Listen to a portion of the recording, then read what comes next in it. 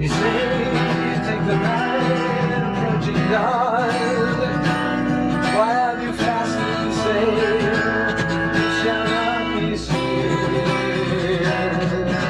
Why have you afflicted our souls?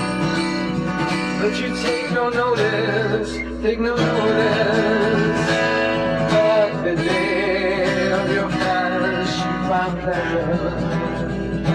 Explore the joy that you love.